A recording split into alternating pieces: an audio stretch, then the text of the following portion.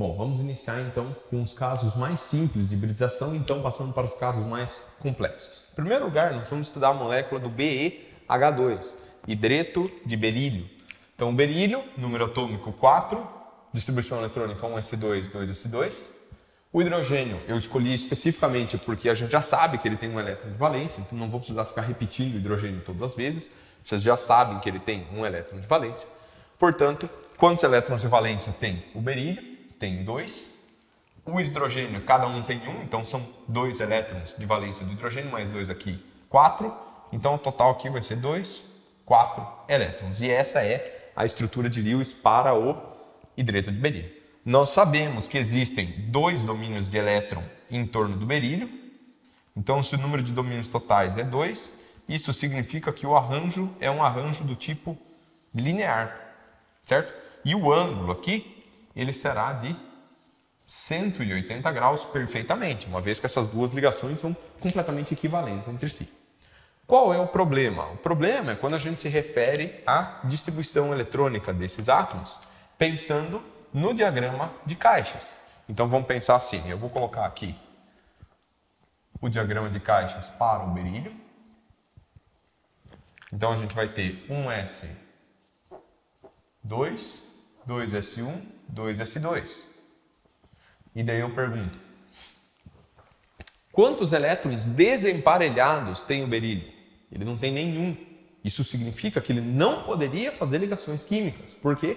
Nós acabamos de ver no exemplo anterior do hidrogênio, do flúor, do oxigênio, que é o número de elétrons desemparelhados que indica o número de ligações que aquele átomo deve fazer. Então essa situação aqui não permitiria que o berílio fizesse ligações. Ocorre que nós vimos que depois do orbital 2s, no diagrama de distribuição eletrônica, nós temos os orbitais 2p. Então aqui 2p, 2p e 2p. Cada um desses três é um orbital 2p, por isso que eu escrevi 3 vezes.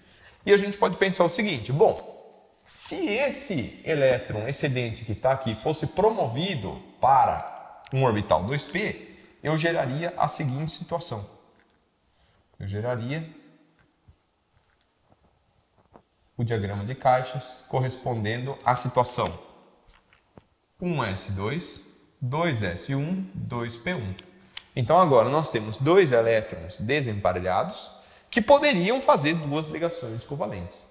O problema é, estes elétrons, nestes orbitais, eles não podem fazer ligações covalentes que sejam de acordo com essas aqui. Por quê? Eles até podem fazer ligações, só que eles são orbitais diferentes. Isso aqui é um orbital 2s, isso aqui é um orbital 2p. Então ficaria mais ou menos assim. Eu teria um orbital 2s no berílio, eu teria um orbital 2p. A minha molécula seria formada por um hidrogênio aqui e um hidrogênio aqui. Imagina, ela ia ter um ângulo de 90 graus, uma ligação comprida, uma ligação curta. Isso aqui não tem nada a ver com o arranjo linear que nós sabemos que essa molécula tem na natureza. Portanto, eu preciso manipular esse sistema aqui para que eu chegue numa estrutura que seja matematicamente coerente. Bom, da mesma maneira como a gente pode falar a respeito, por exemplo, de um veículo híbrido, de um automóvel híbrido, significa que ele não é nem movido a combustão e nem movido exclusivamente a eletricidade. Ele é movido ora a combustão, ora a eletricidade. É a mesma coisa aqui. O que nós vamos fazer? Nós vamos combinar esses 2 orbitais aqui de modo que eu misture eles. Tudo bem? Eu vou misturar. E no momento que eu misturo, matematicamente falando, significa fazer S mais P, vai dar isso daqui, S menos P vai dar isso daqui. Lembrem que os orbitais são funções matemáticas, eles são objetos f de x, f de y, ou o que quer que seja. Se eles são funções, a gente pode combinar essas funções, somar 2 funções, subtrair 2 funções, a gente pode fazer isso matematicamente. E quando eu faço a soma desses dois, eu gero um tipo de orbital híbrido. Quando eu gero a subtração entre esses dois, eu gero outro tipo de orbital híbrido. Certo? Então aqui eu vou ter os orbitais 1s, aqui eu vou ter os orbitais 2p originais, que são esses daqui, ó. Eles não foram manipulados, então eles continuam sendo orbitais 2p. A única coisa que foi misturada aqui são esses 2 orbitais, 2s e 2p, que estavam aqui, que passam a ser misturados. Quando a gente mistura S mais P, eu vou gerar um orbital com essa característica. Ele parece um orbital P, só que ele tem um lóbulo grande e um lóbulo pequeno. No momento em que eu faço S menos o orbital P, eu gero a mesma estrutura, só que invertida para o outro lado. Isso vocês podem verificar com as figuras do livro, elas são muito melhores desenhadas do que isso daqui. Então, usem as figuras do livro para entender esse capítulo, certo? S mais P dá um tipo de orbital híbrido, S menos P dá outro tipo de orbital híbrido. O que é importante agora? Ambos os orbitais híbridos, eles estão centrados no mesmo átomo. Então vamos pensar assim, ó. Seria como se eu tivesse um orbital híbrido para cá e outro orbital híbrido para cá. Ora, agora sim, cada um desses tem um elétron. Se eu conectar os meus hidrogênios aqui e aqui, eu vou ter o segundo elétron vindo do hidrogênio e essas duas regiões aqui, ó, pintadas, serão as duas ligações covalentes que existem entre o berílio e os dois hidrogênios. Bom, qual que é o nome que eu dou para esse híbrido? Como ele não é nem S e nem P, ele é um híbrido sp, ou seja, formado por um orbital S e por um orbital P. Ambos têm essa característica. E todos os orbitais sp, eles têm perfeitamente um ângulo de 180 graus entre si, como tinha que ser para o caso da molécula. O que isso indica? Mesmo que a gente esteja fazendo uma adaptação na teoria, saindo de orbitais que a gente chama de orbitais puros. Então isso aqui são orbitais puros.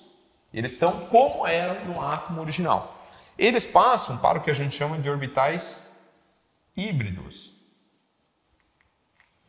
E o nome, então, deste processo matemático, sair de orbitais puros e ir para os orbitais híbridos, é a chamada hibridização.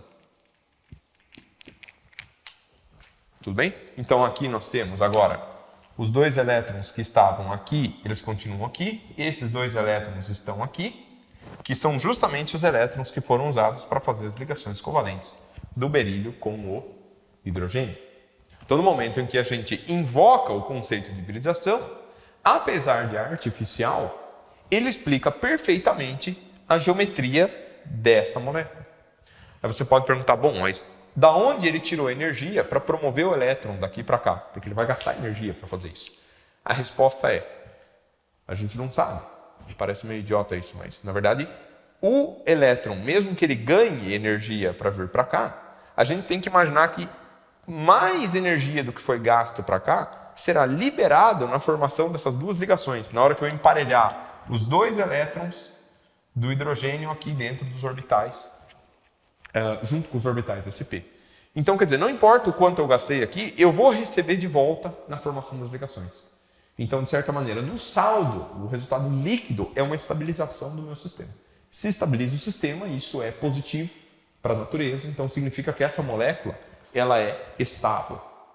Tudo bem? Então a hibridização explica a estabilidade dessa molécula, mesmo que originalmente não existiam elétrons desemparelhados para fazer as ligações.